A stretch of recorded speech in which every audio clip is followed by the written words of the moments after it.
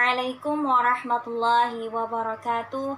Alhamdulillah kita masih bisa melaksanakan perkuliahan hari ini walaupun hanya melalui daring saja.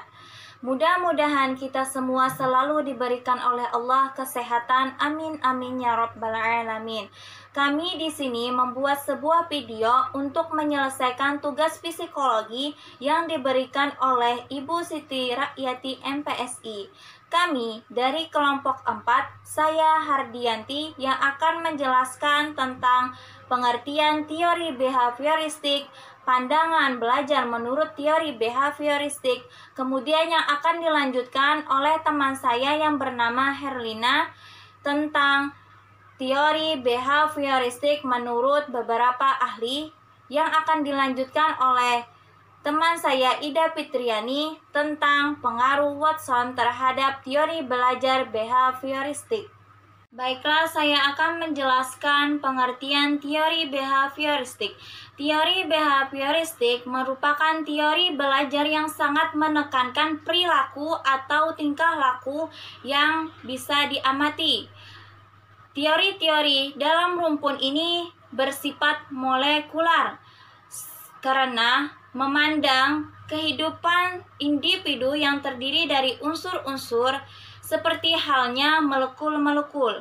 Ada beberapa ciri dari rumpun teori ini, yaitu pertama, mengutamakan unsur-unsur atau bagian-bagian kecil. Kedua, bersifat mekanistis. Ketiga, menekankan peranan lingkungan.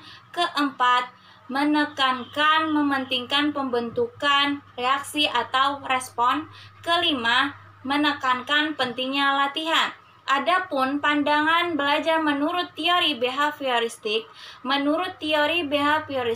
belajar merupakan perubahan tingkah laku sebagai akibat dari interaksi antara stimulus dan respon. Gagasan utama dalam teori aliran behavioristik adalah bahwa untuk mengetahui perubahan manusia diperlukan pendekatan yang objektif, mekanistik, dan materialistik, sehingga perubahan dalam diri seseorang dapat dilakukan melalui upaya pengondisian. Baiklah, saya akan melanjutkan penjelasan dari teman saya, yaitu bagian C. Teori behavioristik. Menurut beberapa ahli, pendekatan behavioristik menekankan arti penting dari bagaimana anak membuat hubungan antara pengalaman dan perilaku. Aliran behavioristik pada awalnya timbul di Rusia, namun kemudian berkembang pula di Amerika. Koneksionisme merupakan teori yang paling awal dari rumpun behaviorisme. Menurut teori ini, tingkah laku manusia tidak lain dari suatu hubungan antara perangsang, jawaban, atau stimulus respon. Tokoh yang sangat terkenal dari teori ini adalah Tundex, belajar pada binatang yang juga berlaku bagi manusia. Menurut Tundex adalah trial and error, uji coba. Teori penguatan atau reinforcement juga merupakan pengembangan lebih lanjut dari teori koneksionisme. Kalau pada penguatan kondisian, yang diberi kondisi adalah perangsangnya. Maka pada teori penguatan yang dikondisi atau kekuatan adalah responnya. Jadi, suatu respon diperkuat oleh penghargaan atau hadiah. Teori penguatan tersebut juga operan, conditioning, dan tokoh utama dari teori ini adalah Skinner. Skinner mengembangkan program pengajaran dengan berpegang kepada teori di atas. Selain itu, Clark Hull mengatakan bahwa kebutuhan biologis dan pemuasan kebutuhan biologis adalah penting, dan menepati posisi sentral dalam seluruh kegiatan manusia. Sehingga stimulus dalam belajar pun hampir selalu dikaitkan dengan kebutuhan biologis, walaupun respon yang akan muncul mungkin bermacam-macam bentuknya. Sekian dan terima kasih. D. Pengaruh Watson terhadap teori belajar behavioristik. Tokoh utama aliran ini adalah G.B. Watson yang mula-mula belajar filsafat, kemudian berpindah ke lapangan psikologi. Dasar-dasar pendapat Watson itu ada 3, masalah objek, masalah metode, dan bagian-bagian yang penting. A. Masalah objek psikologi.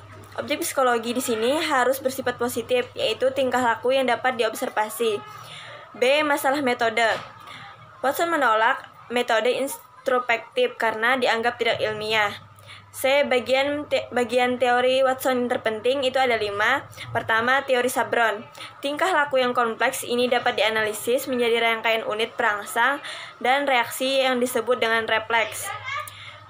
Perangsang dan stimulus itu adalah situasi objektif yang wujudnya bermacam-macam, seperti misalnya rumah terbakar. B. Respon adalah reaksi objektif dari individu terhadap situasi sebagai perangsang, misalnya menutup pintu. 2. Pengamatan dan kesan. Karena tidak dapat menerima bahwa kesadaran itu ada pada hewan, maka kita tidak boleh mengatakan bahwa hewan itu dapat melihat, dapat berbicara, dan dapat mendengar, tetapi hewan itu melakukan respon motoris yang dapat ditunjukkannya terhadap rangsangan-rangsangan. Jadi data objektif di sini adalah stimulus respon. 3. Perasaan tingkah laku objektif. Watson berpendapat bahwa hal senang dan tidak senang itu adalah soal sensomotoris. 4. Teori tentang berpikir. Watson memulai postulatnya yang biasa, itu bahwa berpikir itu haruslah semacam tingkah laku sensomotoris. Dan bagi dia, berbicara dalam hati itu termasuk berpikir. 5. Pengaruh lingkungan, pendidikan, belajar, dan pengalaman. Watson berpendapat bahwa reaksi kodrati yang dibawa sejak lahir itu hanya sedikit. Kebiasaan-kebiasaan itu terbentuk dalam perkembangannya dari tingkah lakunya dan belajarnya.